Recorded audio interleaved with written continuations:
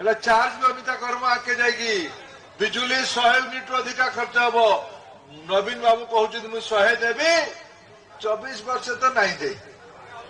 24 वर्ष बिजली नहीं दे एबे बुढ़ा बाघ जो बुढ़ा हो जाए गोटे कंकण धरिकी बसे शिकार खोजे आस मोठू कंकण टा नियो 24 वर्ष नहीं दे तुम्हें दब बिजली फ्री थी 100 यूनिट छाड़ हो मोदी दब 300 यूनिट बिजली फ्री थी 300 यूनिट। नमस्कार जय जगन्नाथ। आपण माने देखिले तो शिक्षा मंत्री धर्मेंद्र प्रधान कौन कहले ओडिशा रे 300 यूनिट बिजुली दियाजिवो जहाँ नवीन बाबू कहते नवीन सरकार कहते 100 यूनिट देवे किंतु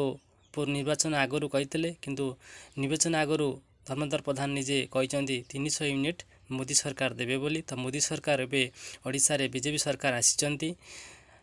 आसु आसु आपण मैंने जानते मोहन माझी मुख्यमंत्री ओडिशार नुआ मुख्यमंत्री होती बीजेपी सी आसु आसु प्रथम बैठक सुभद्रा योजना को आगरू जो प्रतिश्रुति देते पूरण करेंगे 100 दिन भितर कहते महिला मानक 50,000 टंका देवे एवं आपण मैंने जो धर्मेंद्र प्रधान भाषण में कहते मोदी सरकार 300 यूनिट देवे एवं जो मद ओडिशा रे बंद हम जहाँ आपण मैंने भाषण में शुणुंट से ओडिशा रे मद फैक्ट्री बंद हम केते दूर मद जदि बंद हो बहुत एक्सीडेंट बहुत घटना जो दुर्घटना घटुची एवं बहुत जीवन बंचीज ता द्वारा तो कौ दिन यू पूरण कर